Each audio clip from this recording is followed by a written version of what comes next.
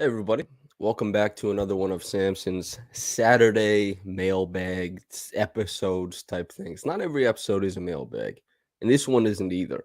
Today's premise, the pitch, is that we're going to be taking the Optimist route on every single player on the Raptors roster. The roster is now set, and just as I mentioned, because I've seen some people ask, Chris Boucher, he's not on it.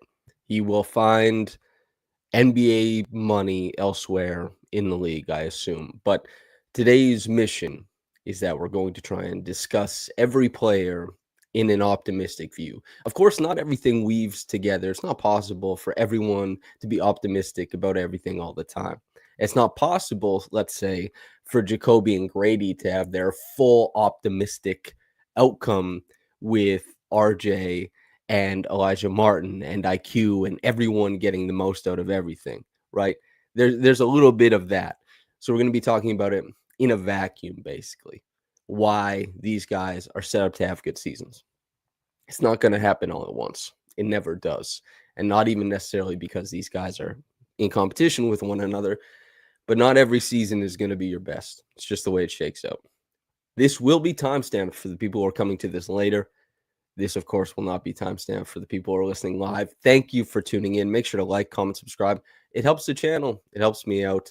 And we at Raptors Republic appreciate all the people who've been watching lately. There's been a lot. Thank you. Okay, everybody. Here's the deal. Scottie Barnes, the optimistic take on Scottie Barnes. Let's set the scene. He was and has been for about a year and a half of basketball play, of NBA play, been around an all defense level performer.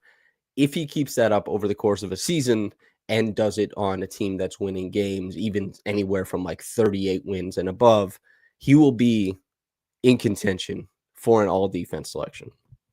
Now, his offensive production did hit a little bit of a rut last year because he was asked to do a bunch of different things. He was asked to create more, and he took the hardest defensive matchup on him all the time. Like the best defender on the floor or wing is finding Scottie and trying to limit him. Some of those big guards attacking his dribble as well. Andy says another weekend of Samson making my weekend chores easier. Yes. And CMB is going to make our next year of watching easier, Andy. That's my promise to you. I know you're a big fan of ND. Thank you for watching, by the way. So, Scottie Barnes. I think an all-defense selection is in the cards here, especially since the guys like Jason Tatum won't be around, and Tatum is in contention for stuff like that. And there's been a couple injuries around the league, and there's room and opportunity to take that step into some of these, I guess, accolade situations. And Scottie as well, one of the big things that he developed last year was his mid-range shot. And I've watched every single one. I've looked at every single one. It's not an elite tool for him yet, but he took it from being something that was really relatively average or below average for his game. And I think he turned it into an advantage, and he turned it into something that is useful and a real tool in his kit. Meaningful, really important. That plus the fact that Brandon Ingram is going to create bend defenses and flip them for Scottie, and that Scottie will be able to attack more often slower footed bigs and smaller guards because of the Ingram dynamic, or Scottie will affect Ingram in the same way, that inverse relationship. I think that he's going to be able to score against easier matchups, and I think we're going to see his efficiency skyrocket. I think he is going to score, even though there is a lot of mouths to feed in this kitchen. I think Scottie is going to score over 20 points per game. I think he's going to have around 6 assists, and I think he's going to be an all-defense level defender. Anything else, rebounding, we'll see how it shakes out. This stuff can go higher, yes, no, depending on how often he's stacked with the bench, how often he's with starters. But I do think an all-star selection, an all-defense selection, and scoring 20 points per game, if the efficiency goes high enough, if the Raptors place high enough, he could be in the running for an all-NBA selection. That is the optimist take on Scottie Barnes. And some of these optimistic takes, I think, will not be super realistic, but within the realm of possibility. This one with Scottie, if the Raptors are a good team, he's going to be in the running for an all-NBA selection. His numbers will say it. His metrics will say it. And the Raptors will be looking for some representation. It'll be between him and Brandon Ingram. Donkey wants the pitch for Garrett Temple. Yeah, it's coming, man. The pitch for for Garrett is not going to be as exciting as some other guys, obviously. Jose Sanchez says they need an official update on BI's ankle to feel truly optimistic. He's been working out a ton. Obviously, there's no official like he's good, everything is awesome report from the team. But Brandon has been getting a lot of work in this summer. He's obviously using that ankle every day.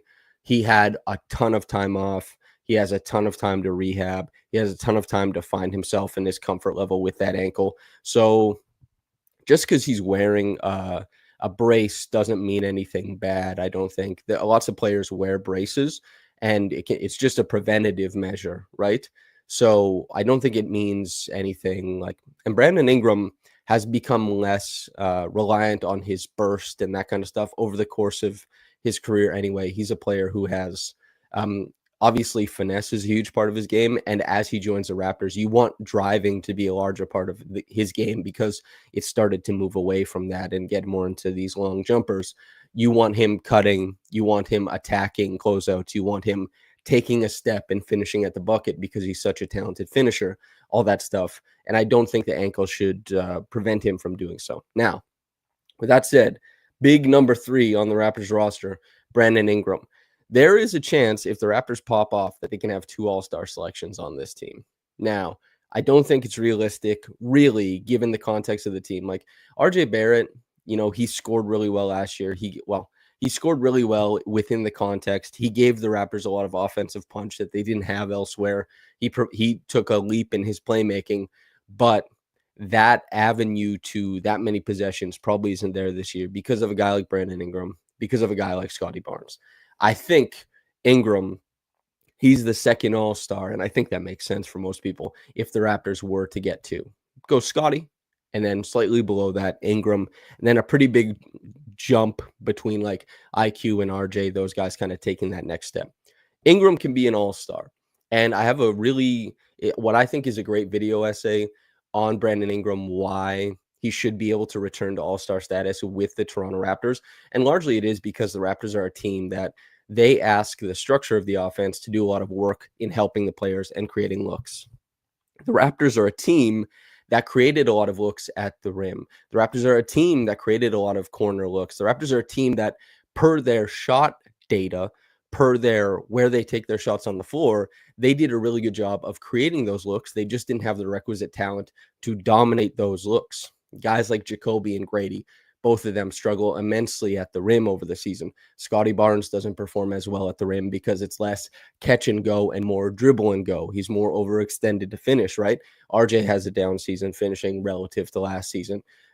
Immanuel plays 30 games, right? It's just to help stretch out the floor for guys. Even Jakob was really good in the short mid-range. He wasn't unbelievable at the rim. Ingram is a guy who changes the dynamic of this Raptors offense, and he's a guy who takes a more difficult defender away, probably a defender with size, away from the nail, away from help side. That's going to help other players. Brandon also is a guy who's going to punish teams if left alone. This bumps up the efficiency for everybody. He shifts the floor. And of course, stars and pseudo stars are always going to be able to do that. But the thing with Brandon, his best season is like around like 25-5, right? I think he had 23.8 might have been his high. He shot 39% from 3 on over 6 attempts a game that year with a really healthy level of pull-ups in there too. What you need from Brandon is a very connected player off ball. You need a guy who's willing to punish as a guy who's going to dominate smaller matchups when teams inevitably switch. Scottie and Brandon situations, when teams inevitably switch Immanuel and Brandon situations, when teams play that style. Not, of course, Brandon is going to be able to attack bigs and make shots over smaller players, but you need him with a little bit more aggressiveness, trying to catch on the move and get to the rim. His arms go forever, man. He can finish at the rim, not with the best of them, but with the pretty good of them. And we're looking at a guy who his size on defense is something that the Raptors are planning for and something that's important to how they play defense. And I'll tell you why. The Raptors are clearly setting up with CMB, with Scottie, with very aggressive guards, and Jakob at the back end they want to attack dribbles and force early pickups. This is something that has been trending to the NBA level for quite some time. The Raptors were a team like this under Nick Nurse. They're returning to that under Darko. And it's partially why they gave up so many corner threes. With a guy like Brandon Ingram and guys like Scottie Barnes, if they're positioned at the nail, you don't have to give up corner threes. You can have length to dig at the nail and return out to above the break closeouts, and you can contain and you can give teams harder shots. You can keep the ball in front of you. That's what Brandon Ingram, even though he doesn't have a reputation as a great defender, and I don't think he's earned one, his length with everything else that the Raptors like to do, if he's engaged, he can definitely have a neutral to slightly above average defensive season. With a guy who scores the way that he does, in the situation of the Raptors offense, how they're able to create looks, the fact that he's going to get catch and shoot looks, the fact that he's going to be able to cut and finish at the bucket 4 points, the fact that he's going to be put in a stronger defensive position because of the Raptors' defensive makeup, all that stuff, that to me means the route to all-star impact, if the Raptors are good. And a selection is pretty straightforward. And he just like, he scores the hell out of the basketball. You know what I mean? He really does. He's really, really impressive. Immanuel Quickley, the Optimist take. So, okay, I'll say this. And We Back says, can you say more about that? How does nailing 2 guys to the corners allow us to keep pressure on the ball handler / be high turnover? Well, no, it's not nailing 2 guys to the corners. It just means that the pressure, they don't have to help off of the corners as often as the Nick Nurse Raptors do, because the Nick Nurse Raptors weren't so aggressive at the nail outside of Fred and OG. They were more aggressive helping off of the corner.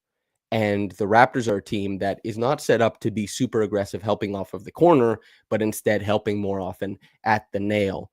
And that's what I mean by that. It's not nailing 2 guys at the corner, but also like guys can take away the corner by stepping up, and you create a different angle. When you create ball pressure at the front end, you can step up the rest of the defense and you start zoning up different areas of the court.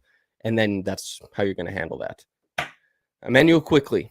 I talked to Immanuel around, anyway, nail is, ND. The nail, for anybody who doesn't know, is around the free throw line extended. That's the nail. Sorry, I'm using this basketball terminology without explaining it. My bad. Immanuel Quickley has like this. He's very talented. The route to him having a better season, and I've been hard on Immanuel. I don't think rude, but I've been hard, and I've harped on his limitations, of course. I think that he needs a lot of work as a point guard. I think that how he handles the ball over the course of the game could definitely work, how he game manages. I know some of this stuff is kind of opaque, but the biggest critique I have of Immanuel's game is the lack of driving punch, firstly. And secondly, how often he floats above the break. He does not present, as he's such an impressive shooter, he has such a low volume of catch and shoot threes. He does not take enough of them. And it's because he doesn't prep often enough when it comes to playing off of other guys. He does not load up and form up to drives and present himself as a catch and shoot option often enough. Too often he floats, waits for the catch, and then starts working on how he creates from there. This is a byproduct of playing under the New York Knicks. It really is, because that's how the Knicks play. The Knicks have gotten better at it as Brunson has taken, a kind of chokehold on how they create. But I don't like Quickley was a guy who was a 6th man who would catch, hold, find his way to a bucket, floater, pull up, whatever. His pull-up numbers need to go up. But all this to say, his talent is very easy to see how this goes really well. He's had bad luck. He's been injured. It's been tough. He's not got to play his game. When it comes to Brandon Ingram creating, when it comes to Scottie Barnes creating, when it comes to RJ Barrett creating, when it comes to Jakob Poeltl as a hub, there's so many opportunities for IQ. If he just presents himself as a catch and shoot shooter more often, if Darko does a lot of things where he makes IQ intentionally like, hey, you're in this play as a screener, then you're coming off of it, shoot the ball. there's not a lot of like open interpretive catch and shoot threes made for him. A lot of it comes out of set actions. What this team will do, looking at the guys on the roster, they will draw defenses in. There will be reactive catch and shoot opportunities.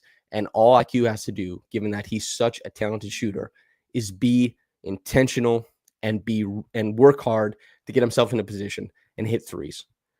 He could take 8, 9 a game. I know, like, Darko has said it many times. I've asked Darko about this. Like, give me 10, give me 12, whatever it looks like. He's a super talented shooter. This is something that I really want to see. And it's something that his skill set easily accounts for, but all it takes is application.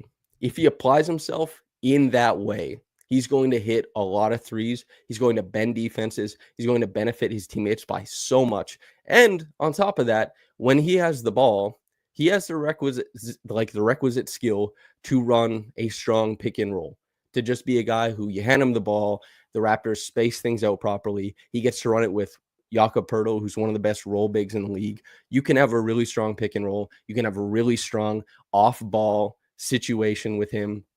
Space the floor, run the offense at times. It's just like, man, he's going to be able to really take a leap in efficiency. He's going to provide everyone else with a really healthy environment, and he's so important to what the Raptors want to do. And it's so easy for him to access that because his talent, he can perform this stuff so easily. He can run a pick and roll, and it can be good. He can access a few different things. He can kick to both corners. He can get it above the break. He doesn't play around in the middle very often, but not that many point guards do. He has the floater. Worst thing comes to worst. Has the pull-up, which he can threaten with. He forces the pickup point higher on the other team. He can really help the Raptors in this sense. And he's a guy who, if things break right, he can be scoring nearly 20 points per game. And the Raptors' offense, like Colin Castleton can get 6 assists in a game. Jonathan Mogbo can get 10 assists in a game. Jakob can get however many. Jamal Shead was 4th in the NBA in assists off the bench. They create looks because the structure creates assists. So IQ can be a guy who you're looking at like around like 20-6, 20-7, and it can look really easy for him. Defensively, he said that he's working on his body. When I talked to him at the end of this season, he said he's working on his body. You know what I mean? Getting stronger, because he's a tall point guard. He's a tall point guard, but he's not a big point guard. I don't know how big he can get, but it's something he's working on. Now, his pickup point defense, he said he's looking to improve that. He is a guy who can definitely provide, in my opinion, a healthy amount of ball pressure defense. Now, this doesn't mean he's going to be super impressive, but he definitely can do that. And the Raptors ask it of all of their guards. So we're looking at him doing all this stuff. Sorry, Trey just texted me. We're looking at him doing all of this stuff. That is a strong point guard. That is, hopefully a healthy point guard. That is a guy who will turn around and become really popular with the Raptors fan base, will become really popular with the team. He's already really well liked by his teammates. All that stuff will trend in that way. And it starts with movement off ball, hitting threes, because there are a lot of guys on this team who want the ball in their hands. And then he rewards so much of this stuff. Brandon Ingram can shoot the three, definitely. He'll never shoot it catch and shoot like Quickley does. RJ won't ever. There's nobody on the team who can. Maybe Gradey, maybe. But it's the stuff for Quickley. If it goes right, it's going to be pretty harmonious. And a lot of it revolves around how he applies himself off ball. Could be a really strong year. It's tough to be an all-star as a point guard. He probably won't get that, but it could be a really strong year for him. RJ Barrett. You have to Jacoby is a better shooter. Jacoby, and I know Jacoby hit the game winner, and I know Jacoby did a couple things, but Jacoby was he took really easy 3-point shots. Like, there wasn't a lot of movement. Everything was very rigid, so for him to be the level of shooter that, IQ is, it has to go up a lot. And for him to be considered in the same league as Gradey, he has to be chased constantly, and he has to take a much, like, Gradey's shot dive versus Jacoby's is like they're not even really comparable in the difficulty. Although Jacoby definitely is, I mean, he's got Gradey on defense by a healthy amount. RJ Barrett, we have to harken back to, I got to go quicker on these things. I've talked about 3 guys. I talk too much, man. Anyway, RJ Barrett, we have to harken back a little bit to his first half season. Yeah, Cosmo says Malik Beasley 40% is not the same as Curry 40% from 3. That's true. That one is mostly due to the pull-ups, you know. Malik Beasley, he did work really hard, although I don't know what the hell's happening with Malik, right? Something's happening. I don't know. Investigation. Anyway, enjoy that AC while you drop knowledge for the fans. No AC. I'm in a basement right now, so just the window's open. Anyway, RJ Barrett. RJ Barrett, we have to harken back to his first half season with the Raptors, where he was sharing a lot of time with Scottie, where he was sharing a lot of time with Pascal early on, and where he got to push in transition, and he wasn't asked to create from the top so often. His efficiency went up. His efficiency went up, and because he was put in such strong positions for him. A lot of curls against the defense that was occupied on the strong side. He'd come off and be able to get to the rim and beat the weak side there. He got to push in transition a lot. And RJ, I think, has done a tremendous job of improving as a catch and shoot 3-pointer. He's average. He can have above average runs. He can have below average runs. But a guy who the strength of his game is kind of putting pressure on defenses, having it be that he can kind of punish guys a little bit with his catch and shoot 3. And he's 25 now, just 25, maybe late 24. He clearly, his jumper can be something that he improves over the course of time. And he's already gotten it to like his catch and shoot 3 is passable. That is what people wanted for him. And his finishing at the rim is something that basically it's just about how much help he's facing. You know what I mean? How much help he's facing at the rim really depends, because when he's forced to pick up early and he has to get into the situation where it's like float, or he has to make these reads on the last step as a passer, man, it's just, he can be put in tough positions, especially when he has to create from the top end. When he gets to catch in motion and he gets to beat defenders to the glass, he becomes a much better finisher. And when he gets to be a guy who finishes in transition, a much better finisher. Jimmy Pope says he's got to get his free throw locked in for real. Yeah, he does have to get his free throw locked in. That's always going to tank his efficiency. There's like, if you shoot under 70% from the free throw line and you get a decent amount of free throws, the efficiency is going to take a dip no matter what, because you're just giving up value at the free throw line. RJ could be like a 60% true shooting, maybe like 17, 18 points per game guy on this team. I don't exactly know how his usage is going to look, because he is not high on the totem pole. The Raptors are not saying like, this guy is priority number 1 or 2. It's clear. So RJ, I mean, I don't exactly know what his usage is going to look like, but I think I can see an avenue where he's very efficient, where he takes still a healthy amount of shots, provides rim pressure, scores 17, 18 points per game on like 60% true shooting. And defensively, I mean, the players talked about RJ's defense in a more flattering manner towards the end of the season, and in like how they exited the season. So did Darko. RJ said that he thought he was really strong on defense. I don't think he was really strong on defense, but I mean, RJ is a confident guy. You're supposed to be confident. As ND said, what's the sell on defense? The sell on defense is that RJ, because of the Raptors, their versatility, having guys like Scottie, having guys like CMB, having a guy like Jacoby, hopefully step into the lineup more often, is that they're going to put RJ in stronger positions defensively, where RJ, the strength of his defense has not always been how attentive he is, but he certainly was a more attentive defender on the back end of the season. And as I've pointed out before, RJ, and this is a really important thing, RJ has existed in strong defenses in New York and in Toronto. He is not the level of defender who makes your defense no longer good. The Raptors have had strong defensive lineups with him. The Knicks have had strong defensive lineups with him. That's a big thing. Doesn't mean he's great, but it's meaningful that he can exist in strong contexts. So, RJ, being a guy who doesn't have to take as many difficult matchups, and he had to take more of them this year. You know what I mean? Which was, he gave effort at like on ball, but being a guy who has strength in the back end of the defense to chip guys, bump guys, make them work as they come through, all that off the ball bastard stuff is something that RJ should look to punish players. When a guy is running around the middle, RJ should be putting a body on him. When a guy is trying to sift through, RJ should be putting a body on him. RJ should be a guy who can scram switch out a guy like Jamal Shead and Immanuel Quickley if those are the only two guys left on the back end, and CMB and Scottie step up, right? He should be a guy who his strength becomes a feature of his defense. And when he's asked to play like ball pressure defense, he's a guy who, that's not his strength, of course.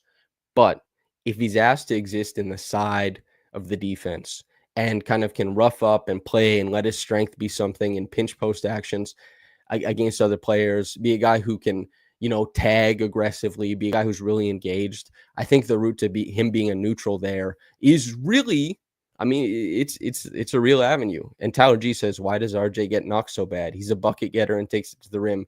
He's not a terrible defender and can improve on that. Is RJ the Leafs version of Marner? Did Marner get traded? Was he the guy who got traded? Well, RJ just gets knocked. Yep. But it's because RJ's a driver who didn't finish very well at the rim. And that's tough. And RJ, just for people who take a quick look at it, he doesn't have the markers of what a lot of people like to see. And so he's against type in that way. I like RJ. People who have been listening to this podcast for a long time know I like RJ. Van Hoot 2234 says, doesn't RJ have limitations with his hips? He does. He definitely does, which is why it's harder for him to be a big, front end of the defense stopper. Because on a cross, he can get stuck and he can give blow-bys and stuff like that. Kevin Plays Game says it's tough to be a third overall pick. Those expectations are something that obviously is part of, I guess, RJ's situation. That's RJ, though. It's very easy to see where he can be neutral on defense and a positive on offense, which is great.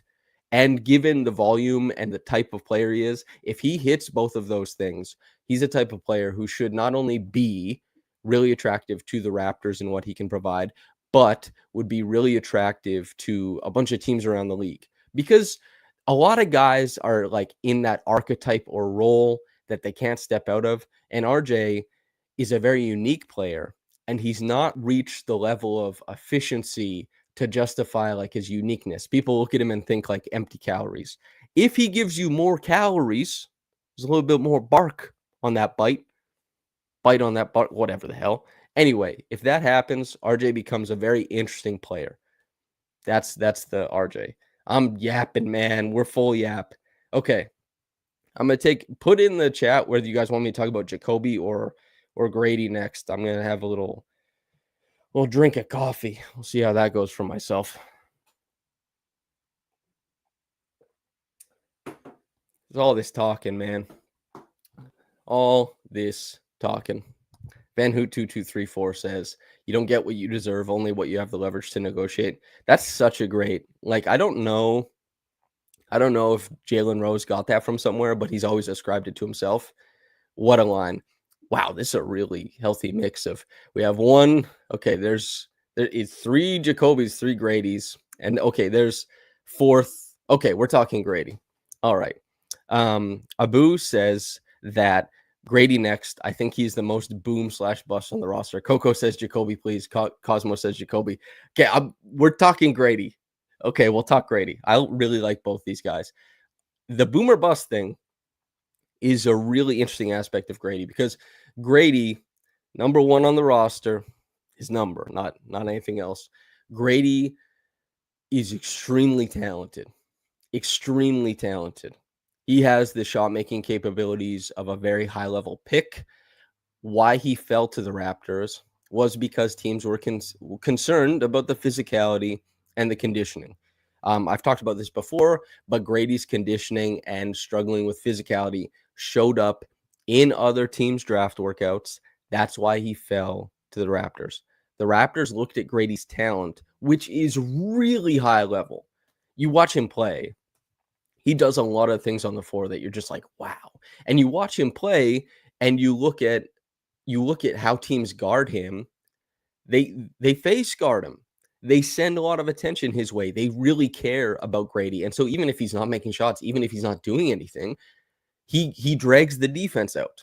And that's something that not even Immanuel Quickley does. Gradey is like that old school movement shooter who the team is just like, we got to send a guy. However, that fitness, that conditioning, that physicality, it showed up everywhere. And as he gained the weight over the course of last offseason and then came in and was like, I'm up 10, 12 pounds in muscle.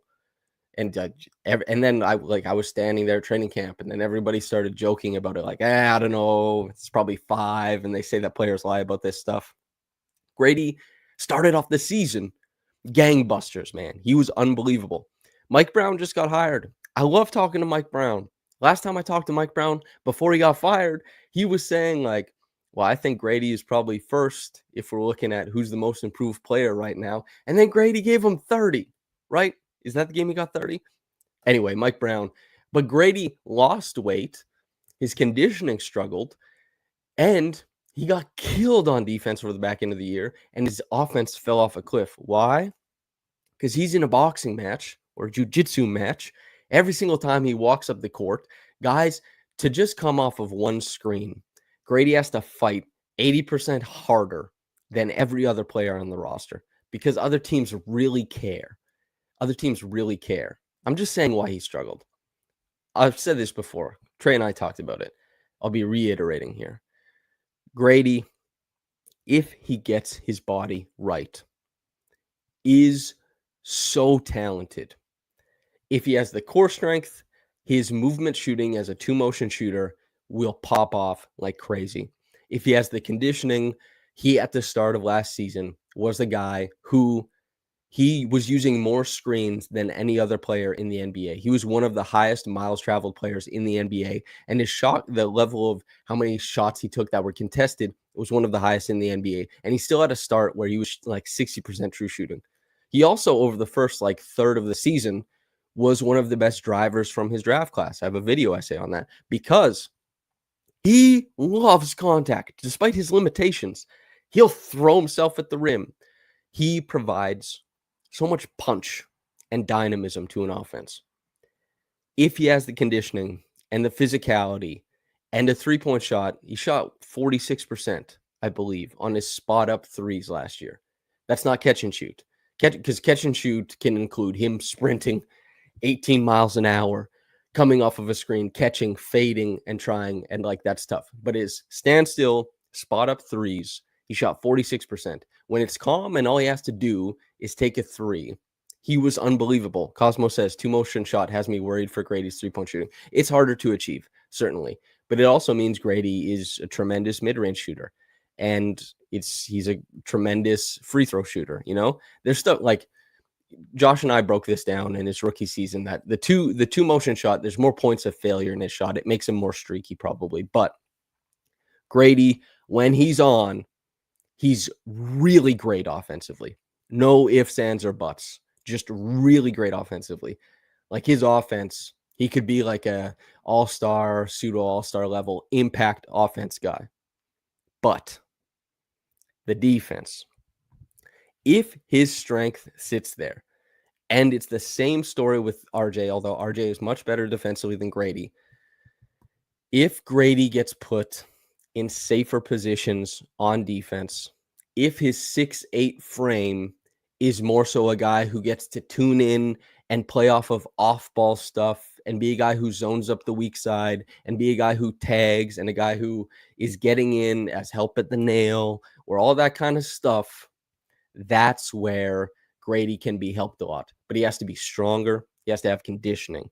And when I say RJ could be a neutral on defense, I think Gradey isn't even close to that. If all Gradey has to do is have the strength and conditioning to really help so much of what they do offensively, which I think is pretty easy to see. And he has to have the conditioning and strength because his feet are never going to be incredible guarding out on the perimeter. Never.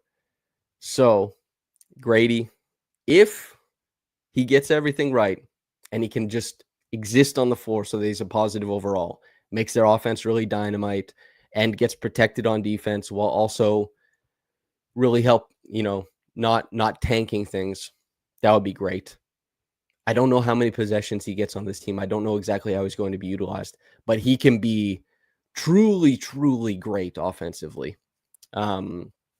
ND says, to the Jakobi versus Gradey convo, there are more Jakobis than Gradey in the league. So that's true. Grady's a more unique player. But Jakobi, I mean, let's talk about him now. Jakobi was so easy. Like the interesting thing with Gradey, right, was that Gradey was one of the best drivers in his draft class before things fell off a cliff. And he still is one of the better drivers in his draft class. So the thing is, Gradey gets downhill. Jakobi doesn't.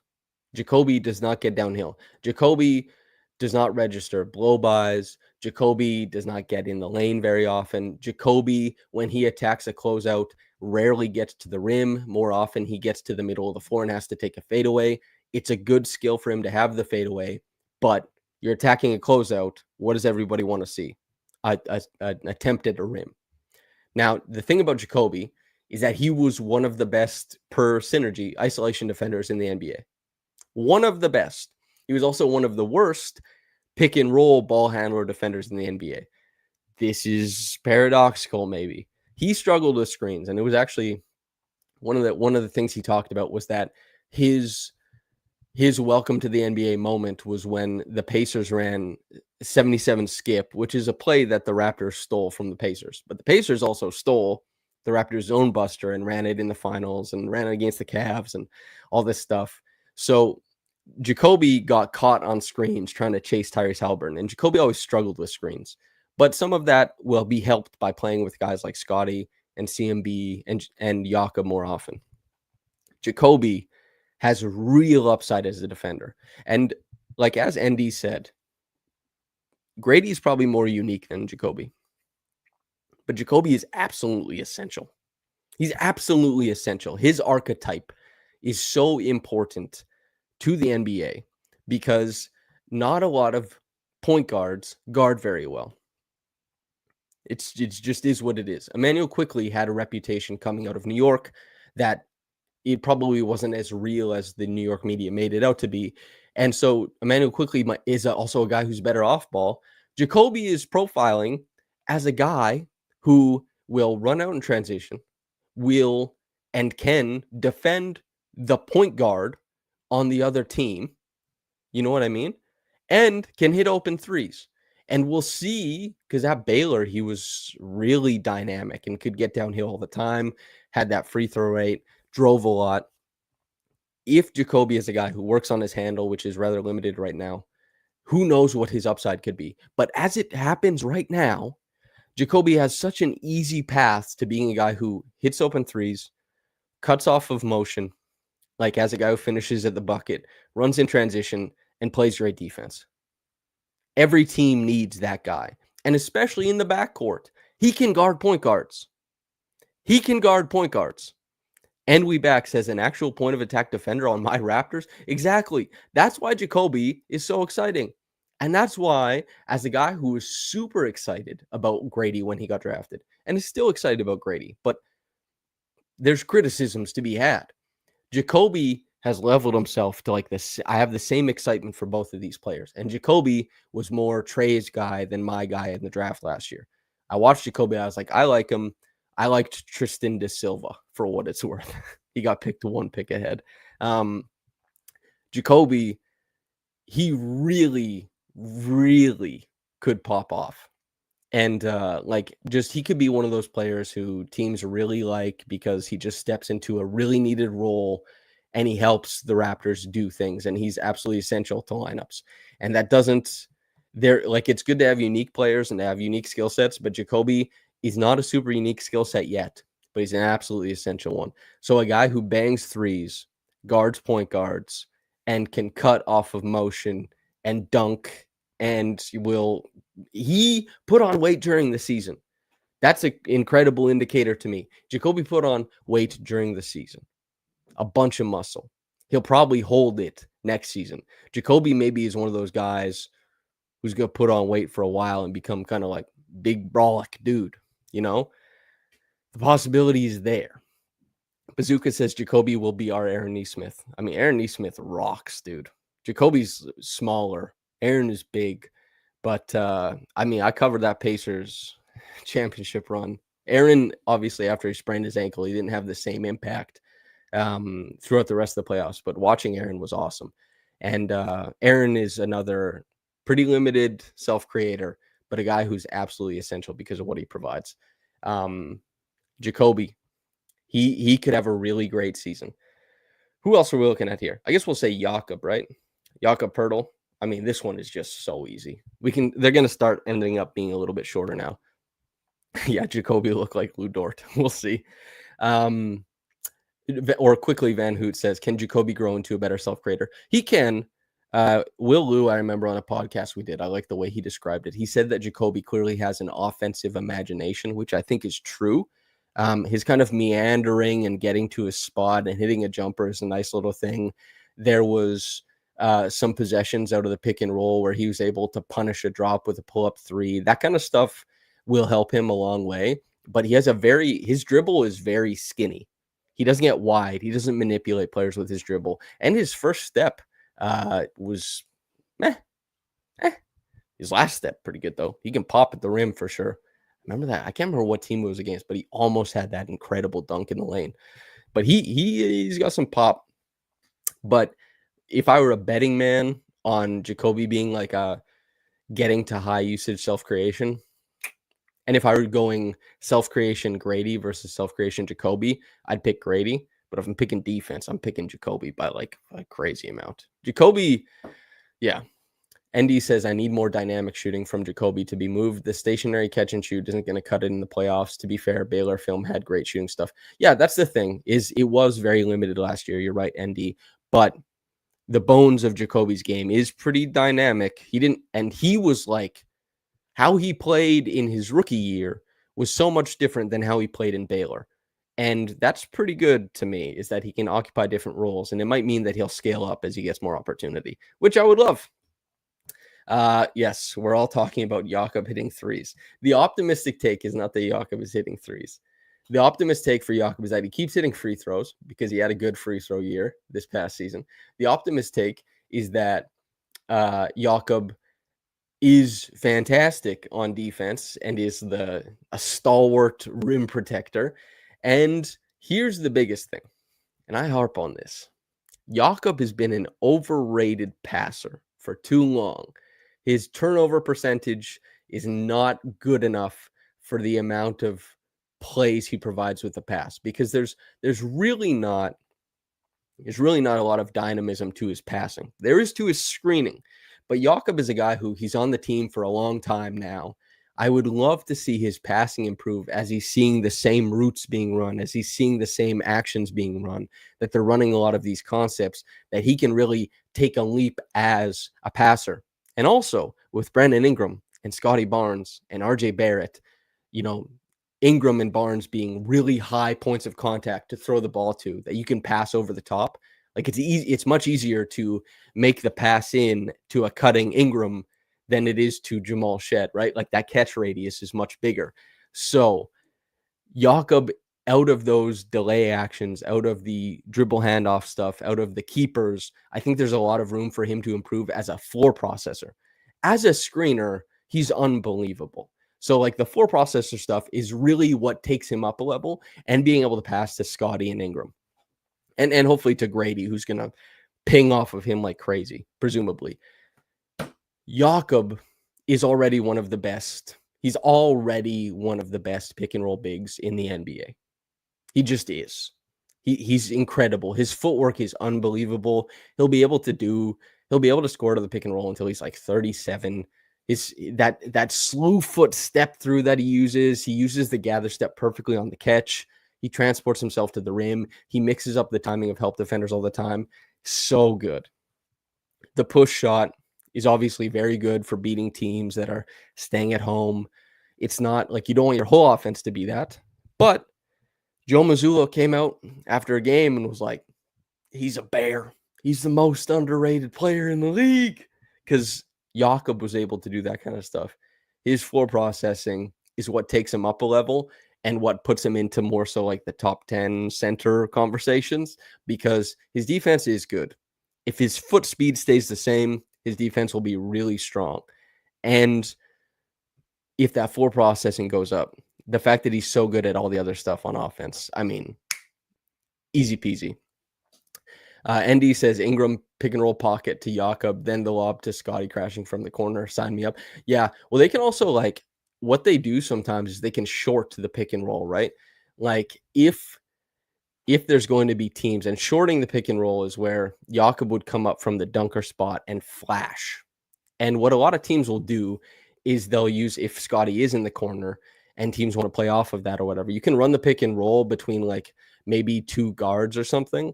And since teams will be more engaged at the front end, Jakob can flash up to the elbow from the dunker spot, shorting the pick and roll. You can catch the pass there, and that leaves an opportunity for that 45 back cut or that corner crash back cut. And Jakob can put a dribble down and either use a push shot or he can lob anybody coming to the rim. And shorting the pick and roll kind of inverts a lot of defensive principles, and Jakob is very good at it. They do it sometimes. It used to be more popular back in the day, obviously, when spacing was different because you won't short the because and like Kevin Garnett used to shoot 19 footers, right? And you don't, or he used to shoot like a lot of 16 footers, but you wouldn't want, even if Jakob was a really great shooter, you wouldn't want to sprint him from the dunker spot all the way out to the 3-point line. So the shorting the pick and roll stuff became not that popular. And also, it just is what it is. Should Jakob put on muscle? He's already pretty burly. Become Shaq. Yeah, that would be great. Who are we talking about now? I guess it's probably Jamal Shead or CMB. I'll talk about Jamal Shead. Okay, so Jamal Shead, I've said many times, just as the Jakob thing, Jakob shooting threes, I don't think is important because it doesn't matter. It's shooting threes does not matter for Jakob Poeltl, Van Hoot 2234 says, how much of Shead's defense is a result of Houston schemes?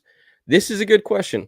Jamal Shead last year, I was like, I don't think he's a good defender in the NBA. That doesn't mean he won't be, but he wasn't a strong defender last year. He has the aesthetics of a strong defender. Pound the floor, bark a little, get in guys' faces, play really aggressive. Yes, all that stuff. But he fouled a lot. He gave up so many blow-bys. And like the Raptors defense blew into a million pieces a lot of times when he was on the floor because he couldn't contain. Now, he said he's been learning. Coaches have said he's been learning the tricks of the trade. Okay? That he's understanding how refs are going to ref him. He's understanding all this kind of stuff. Let's say all of that is true and he's taking in information and data. And now he's going to set loose himself as a tremendous point of attack defender, a tremendous pick and roll defender, and he's going to bother and harass ball handlers all year. Then that means that he's going to take it to the next level in terms of his defense. Because off-ball defense is never going to be super big for smaller players. I mean, we see this all the time. Shead, he has to be a harasser at the point of attack. That would have to happen. The three-point shot, which came around much quicker than I would have expected last year, the catch-and-shoot three-point shot becoming like a real 100% thing that he's like, I shoot 38% on catch-and-shoot threes. This is something, if the ball comes to me, feel confident. That would be really good. And also being able to pepper in a pull-up three every once in a while, that kind of stuff would be super meaningful. The most important thing for him is to make that defensive impact real and concrete, and for it to be within the Raptors' pick up heavy pressure scheme, of course. That is, that would be the jump he would be making for that to be real would be pretty large. And then on top of that, we're also looking at running pick and roll. His pacing is pretty good. His finishing at the rim, while not elite, his push shot and his pacing to keep the help side defenders and the low man at bay to finish was pretty good. As far as like control and pace, he is very point guardy in that sense. And despite his limitations as like, he's not a super dynamic dribbler and he isn't an incredible shooter, he still managed to kind of like herk and jerk his way to the bucket. And he's quick. He's very quick. His first step is really strong. That kind of stuff means that he can get into the teeth of defense, and his push shot has to be okay because teams will funnel him middle. He has to be creative as a passer, but I think that stuff is pretty inherent for his game. There's a reason people like watching him run the offense and make things happen, because he's in control and he plays at his pace. He needs to be able to create better shots, but the big thing for him is becoming an actual like high level defender or strong defender at the NBA level and hitting catch and shoot threes, because while he is going to be point guarding sometimes, the Raptors also have an offense that features a lot of other guys, a lot of cooks in the kitchen. And so Jamal, that's something we got to look for. Collin Murray-Boyles. I mean, this one is really interesting, seeing how he fits with Scottie and Brandon Ingram, because Collin Murray-Boyles, if guarded by bigs, is going to boogie and woogie a lot with drives. He has a very expansive offensive skill set coming out of South Carolina. I know his passing. Like, I watched the film work I did on CMB is pretty popular. The passing didn't pop all the way off, but people out of South Carolina love his passing. They think he's one of the best passers in the draft. I didn't see it that way necessarily, but his live ball stuff is really strong. If he gets to drive against bigs and he gets cross-matched, he's going to create and disrupt defenses a lot, and to the tune of layups, to the tune of rotations, passing out to three-point shooters, and to the tune of made baskets for the team. If he gets guarded by wings who are able to keep him out and able to stick him and then, help off of him and all that kind of stuff, we'll see how that goes. The three-point shot, it has to come along. It just has to. But to keep it optimistic, I mean, you could argue he was the best defender in his draft. He is an absolute monster at the nail. His digs, his size, wingspan, strength, presence as a help defender is unbelievable. He blows up and breaks up countless plays every single game. He's also has extremely quick feet to be a guy who plays extremely aggressive coverage out of pick and rolls, whether it's blowing up with a blitz, whether it's setting the edge with a hedge, whether it's hedge and like whatever you want him to do, he can do it defensively. And why I wouldn't sick him on ones and twos all the time defensively. In fact, I try to keep him away from that kind of stuff. Twos, maybe not, but ones, I don't know. I don't want him guarding point guards that often. He can stick guys in isolation, and wings, I think he'll be really strong. He and Scottie will have switchability across a lot of actions. I don't exactly know how that dynamic's going to be with Ingram, but CMB should be a guy who gives you real strong defensive impact year one, which is pretty rare for rookies. And the fact that the Raptors run a lot, the fact that the Raptors like cutting a lot, CMB should be able to score in transition off of cuts, and he should get opportunities to score against cross matches pretty often. He should have a really strong, even though this probably isn't the number one fit for where he could have landed in the NBA, he's set up to have a really strong rookie year. He's a very impressive player. CMB should be really exciting. Jonathan Mogbo probably next. Yeah, Ochai Agbaji. Ochai Agbaji, one of the things, it's hard to see him get much better than he was last season, because he was great in his role last season. The Raptors, they created, he took the easiest shots on the floor. He took the corner threes. He got the transition runouts. He got the cuts for layups, all that kind of stuff. And he was efficient doing it. And that was great. He started to kind of add more dynamism to his three-point shooting as the season went on. That was nice to see. And despite my humming and hawing about his effectiveness as a defender, and I do hum and haw, he did take a lot of really tough defensive matchups. All that stuff for Ochai Agbaji, he cemented himself. He'll play in the NBA for years because of what the roots he put down last season. How he gets much better this season, I don't really know, because he doesn't show much in the way of on-ball creation. I guess the defense is where having more bite there would be meaningful. And who knows, maybe as he gets put in a little bit stronger positions, because he tries to be more of a contained defender than a dangerous defender, right? Maybe he'll get to try and be a little bit more dangerous if the Raptors' off-ball defense is better, right? Like if you have guys like a collection of like Scottie and CMB on the floor rotating to the ball and help, and Jakob, you're sharing the floor with him, and you feel better about how guys are involved. Let's say Quickley stepping up off ball too. You get to play in those types of lineups. Maybe you get to be more aggressive on ball. Maybe we see something pop with Ochai there, but he was just like that classic 3-and-D player. He cut well. He finished well. He was a guy who took difficult defensive matchups. He shot well. He just did it. And Lewis wrote this great piece that like it was earlier on in the season, but of the low usage players in the NBA, Ochai was one of the best, you know? Kevin Plays Game says he's the most DFS in the league. Dorian Finney-Smith, I presume. He's just good. He's just solid. You need players like it's what ND talked about earlier on in the podcast about how good teams are going to like the shots that Ochai takes. Good teams probably, as things ratchet up and the Raptors want to be a playoff team, a lot of the shots that Ochai took are not going to be available. You're going to have to put the ball down and create. You're going to have to put the ball down and beat a level of defense, make a read. It happens in the playoffs. Playoff basketball is tougher. They take things away. That's what would be a really impressive thing for Ochai is putting the ball down, getting to a spot for middies, putting the ball down, making guys step up and making a passing read. That's the Optimist take because as it was currently constructed last year, Ochai was awesome. Given what he's good at, it's hard to imagine if he replicated the exact same year, you'd be like, hell yeah, awesome, dude. That would be optimistic. Who are we talking about now? Let's Jonathan Mogbo. Jonathan Mogbo, man, one of the best switch defenders in the whole league last year.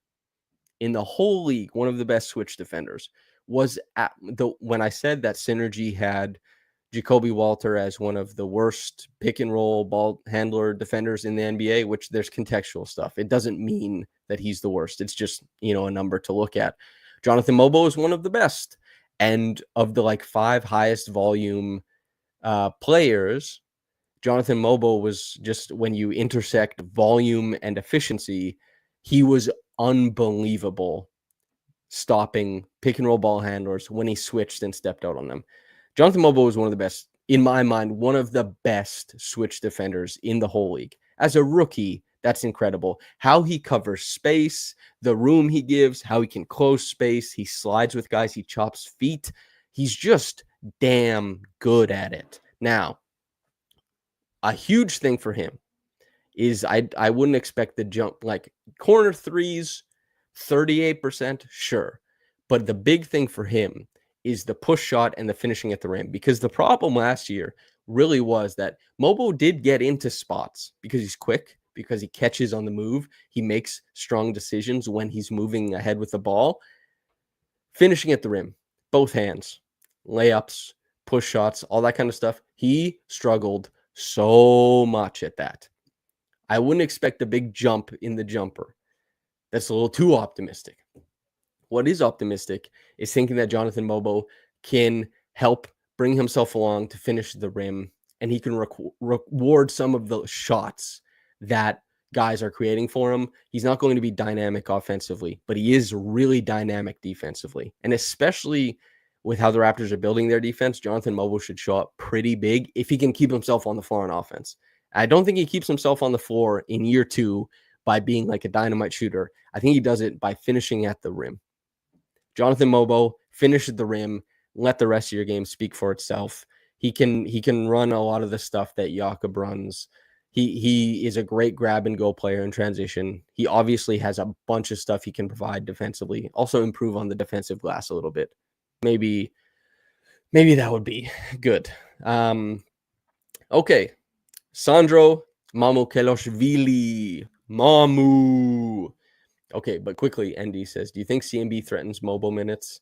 I feel like he'd be a non-factor if CMB pops as a small ball 5. Yeah, but everyone's going to get their chance, like heading into the future, the Raptors have already, CMB is going to do some of the stuff that Mogbo does, so there's something there, but they're both going to get shots throughout this year to prove it, you know what I mean? So, Mamu is awesome on offense. He's awesome on offense. He's extremely coordinated. He's a lot more explosive than a lot of bigs are. I know he's white, but he's very smooth. He's very explosive. He's very coordinated. Among 6'10", 6'11 players in the NBA, he's one of the smoothest movers in the whole league. The problem for Sandro is that the defense has not been really incredible. And as I said with Trey, that some of his defensive metrics are kind of exacerbated in the bad sense because you're replacing Victor Wembanyama. And that means that the defensive fall off is going to be horrible because he's just going to be like, he's just going to not be great, obviously, right? Compared to that. We're talking about one of the greatest defenders of all time already. So Mamu, what would be really good, and what Trey and I talked about, is that the Raptors are going to be very aggressive at the point of attack. The Raptors are going to be very aggressive at the nail. Mamu, as a low man, won't have to contest straight up at the rim so often. He'll be able to contest from the paint against guys who are jumping from a bit farther out, who are forced into a little bit longer shots, and his lack of verticality and length won't show up as often. That's what's going to help him defensively. Offensively, I mean, he's had really strong shooting stretches. So let's say Mamu gets to shoot the hell out of the basketball, and he shoots like 40% from three. And, you know, he's also a guy who can drive closeouts. He's also a guy who can set screens and run delay action and do some of the stuff that we see Jakob do. All that stuff, Mamu, I think, is primed, and there's a reason he chose the Raptors, I'm sure. Mamu is primed to have a pretty strong season for a guy who makes like $2.6 million a year. Jordan Kodak says, "Where's the pod these days? It doesn't come up as available on YouTube Music." I don't know about YouTube Music.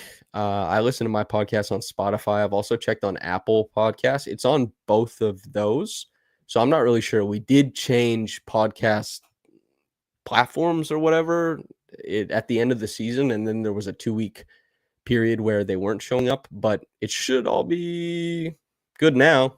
I don't really know. Donkey says, my Raptors comp for Mamu was less extreme Olynyk. Can hit a three and play make a little bit, but not to Kelly's level. Not a great defender, but not nearly as bad as Kelly.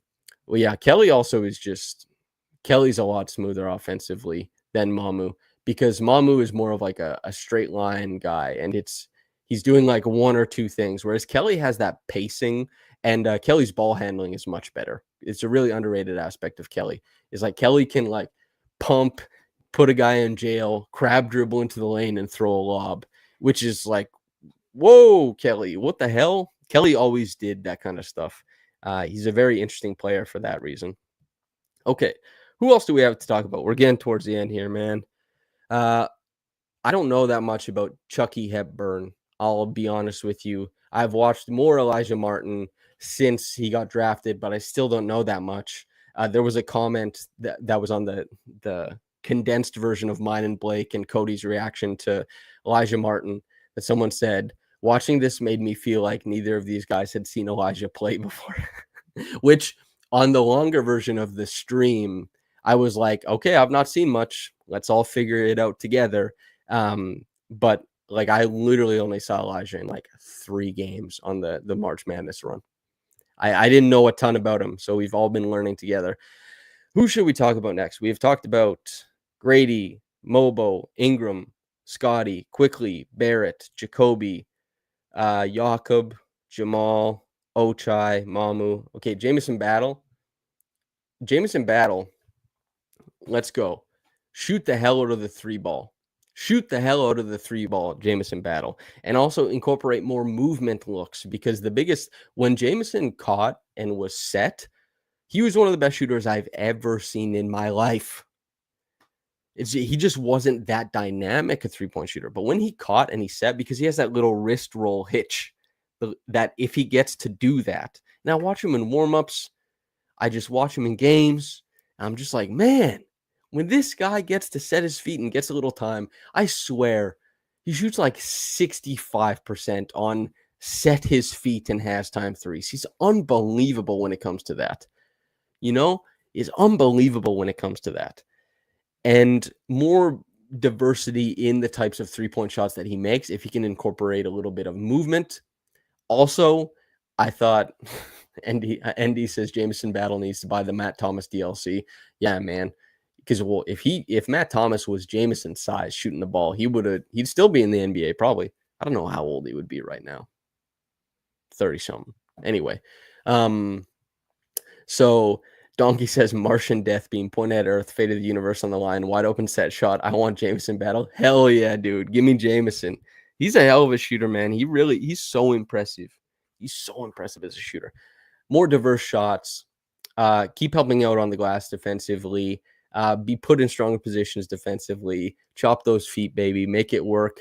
Shoot 48% from downtown over the course of the season. Be a dynamite 11th or 10th man. Jamison Battle. Maybe the Raptors will come up with a great jersey and a Battle 77 jersey. So fire, dude. Also, I watched Coach Carter like a week ago. Junior Battle. When he catches that lob and they got the "here they come to get you." That's like the best basketball montage of all time, by the way. Coach Carter is such a great movie. Like, yeah, there's some austerity politics in it, but it's such a great movie. Student athlete. Hell yeah. That movie, I love it. More sideline insanity after dunks as well. Garrett Temple. Keep supporting the unions, brother. Garrett Temple, everyone on the team loves him. All the coaches love him. All the players love him. They talk about him nonstop. They're like, this guy rocks. He's the best. We love this guy. He also, with solidarity, with money, to the teachers' unions, this guy, that's my guy, Garrett Temple. GT, our guy. Yosef, GT, our guy. Garrett Temple, keep up with the solidarity. Alijah Martin. So, as was the case with everyone else, because I went and watched more Alijah Martin after he got drafted. And then you watch some of the FAU tape, and then you think like, whoa, what the hell? There's a lot of stuff going on here. There's a lot of pop. And people make the reference to Norman Powell. References are always tough. They're always tough. Boon Boon says, finishing 5K with my guy going live. Nice. I ran 5K just yesterday too. I hate running, man. It's important to do, but God, I hate running. I just hate the damn thing. Calves get a little sore. Got to use like a Theragun on them. It's like, you get bored. But you got me to listen to at least. Thank you for listening. So, yeah, as 592 Don says, yay, finally Martin. He's very dynamic. You let him put a pound dribble down, collect, and pop. He can dunk like crazy, man. I saw the highlights. And also just like, the three-point shooting, it has to come around. And the thing, too, is that, like, the way that Jamal is very point guardy, Alijah Martin is not very point guardy. He's not very point guardy. And that means that he has to do one thing, shoot the basketball well, so that he can attack closeouts and pop the hell off at the rim. And defensively, I mean, he's going to be a dog. He's like, can I have a hot take? What if Alijah Martin is a better defender this year than Jamal Shead? What if that's the case? I don't know how often he'll get on the floor. I don't exactly know what their plan is. But what if that were to happen? Because he gets after it, man. Alijah Martin, he's very impressive defensively. And again, I've not seen the full. I've seen much more Jamal Shead than I've seen of Alijah Martin, which means I have a lot more to nitpick of Jamal. And I've seen Jamal at the NBA level. I've not seen Elijah there, but Elijah is like, whew. He's bigger too, which helps. He's very explosive. Elijah, I think a point guard defender in the NBA could be a real thing. And he helped Walter Clayton out a lot on that end. From what I saw, and again, this is not that much Alijah Martin, but the three-point shot has to come around. Let's say he hits threes. Alijah Martin hits threes next year and plays good defense. Is that a role player in the NBA? Is something happened there? Who knows? Alijah Martin would be really cool. Chucky Hepburn, play great defense. I don't know enough about him yet. I will have more Chucky Hepburn thoughts after Summer League. I got to go talk to all these guys and watch them play against other NBA level players or quad A players. Who else do I have? Ulrich Chomche. Hell yeah. Play NBA minutes. Play like 20 games in the NBA. Give me like 200 minutes in the NBA. I would love to see it because Chomche, when he sets his feet and he gets to cover ground, it's just like a million miles an hour. He's got a lot of mobility and a lot of size. It's just a lot of that basketball stuff has come around. A lot of the catch the ball, hook shot, finish at the rim, all that stuff needs to come around to like making reads as a catch and hold, screen guy. Chomche has so far to go. But if he just like he's the type of big who, if he in 2016 came into the league and just got to set screens, turn and run towards the rim for Kyle Lowry, he'd have like a 12-point game where you're like, whoa, who the hell is this guy? What the hell? You know?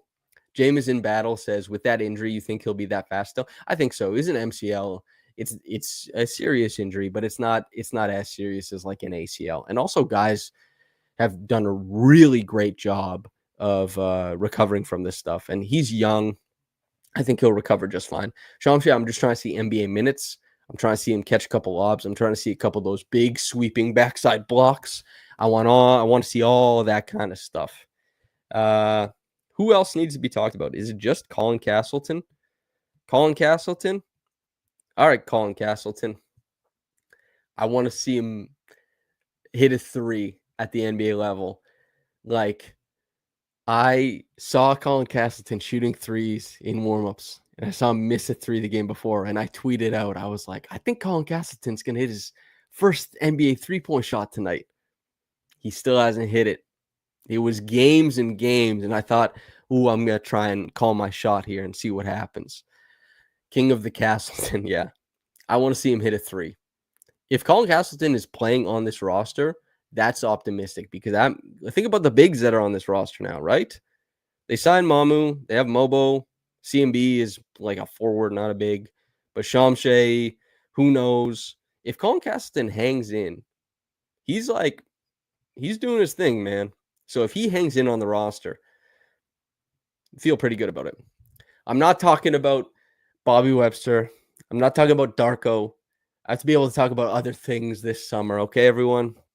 I'm done. I talked about everybody. I've been talking for an hour and 13 minutes, an hour and 12 minutes. Would Brendan Carlson get minutes on this roster over Castleton? I think so, yeah. I think Castleton, I think Carlson is better than Castleton, but Jamison Battle said, could you create a video on the ideal lineup for each player that would maximize their performance, like their synergies? That sounds like a lot of work. But I will look at it. We'll see how slow things get, because that's something that I would like. It would take a lot of time because I wouldn't want to just like vibes it. I'd want to give some statistical analysis on it too. So that's a lot of stuff. But that's a good idea.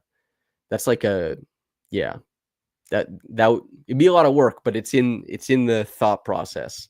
Yeah. Okay. That's it. I gotta bounce. Thank you, everybody, for tuning in. It's a beautiful day. I got to go catch some rays, man. I got to get a tan base before I head out to Vegas. Sounds like a late August vid. That's right, ND. Joseph says, hey, Samson, could you have a great day and get a popsicle? Not a popsicle. Might get a creamsicle. We'll see. All right, everybody. Make sure to like, comment, subscribe. All that good stuff. It helps out the channel. Thank you very much for tuning in. I appreciate you all very much. Next podcast will be live from Vegas with Trevon. So that should be fun and good. All righty, everybody. Thank you for tuning in, whether you got into this in the morning or at night. Have a blessed day and goodbye. Gonna cook and stream.